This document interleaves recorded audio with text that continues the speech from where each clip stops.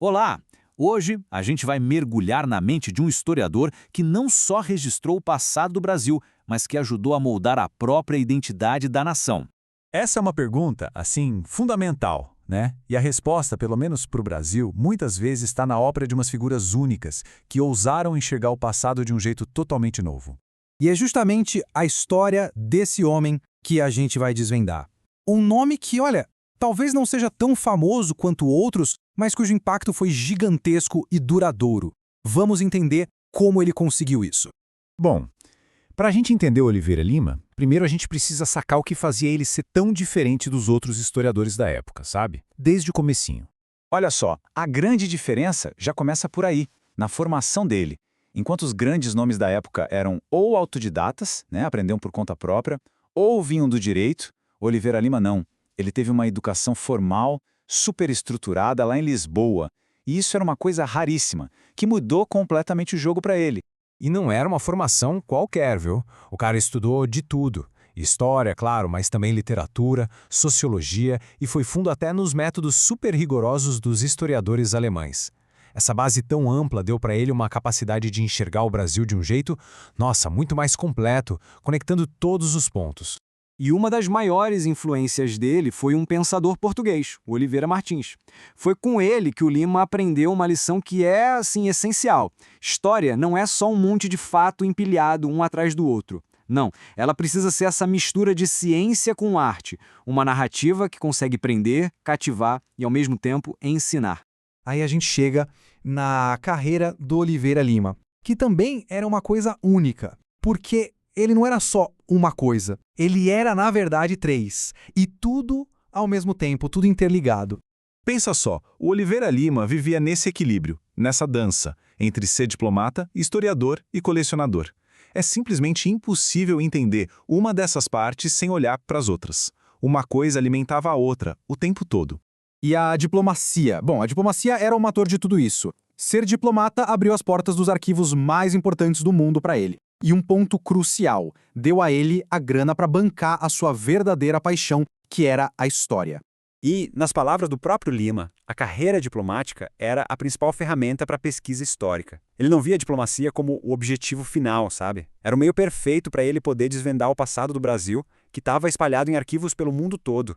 E que paixão, hein? Pensa num número.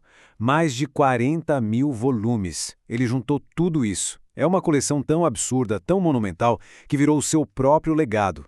Hoje, é um centro de estudos importantíssimo que fica lá em Washington. Mas, beleza, ter acesso a tudo isso não era o suficiente. O verdadeiro pulo do gato, a genialidade do Oliveira Lima, estava no como ele usava essa informação. Ele basicamente reescreveu as regras do jogo.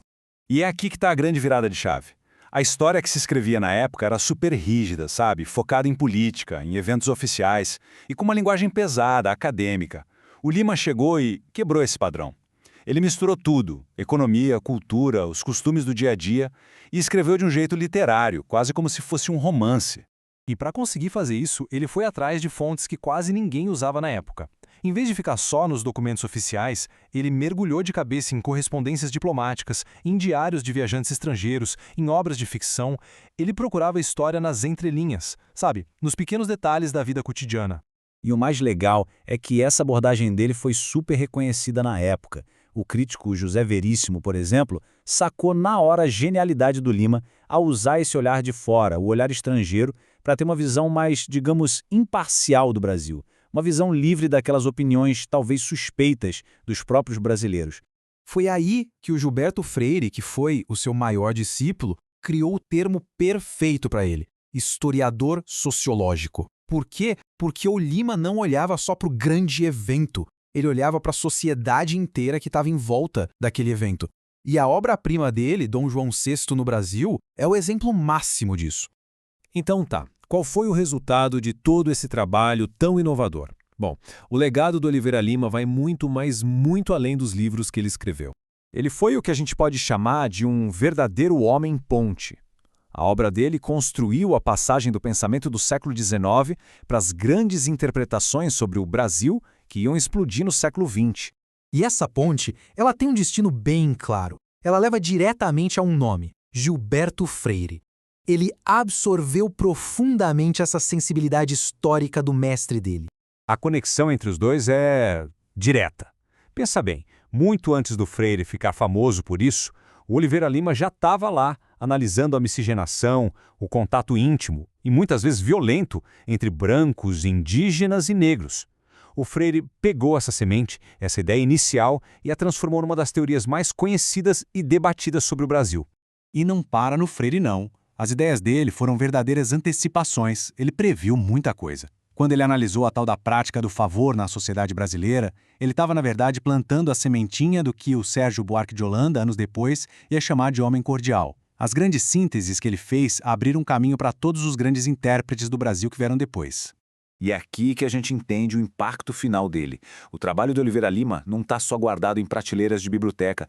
Ele entrou no nosso imaginário, sabe? Na forma como a nação brasileira se enxerga, como ela pensa sobre si mesma. Olha, essa citação do Carlos Guilherme Mota resume tudo perfeitamente. No final da vida dele, em 1928, a sua posição já era incontestável. Ele não foi só mais um historiador. Ele foi, talvez, o historiador que nos deu as ferramentas para a gente começar a entender como o Brasil se tornou o Brasil. E essa, afinal, é uma pergunta que continua fascinando a gente até hoje, né?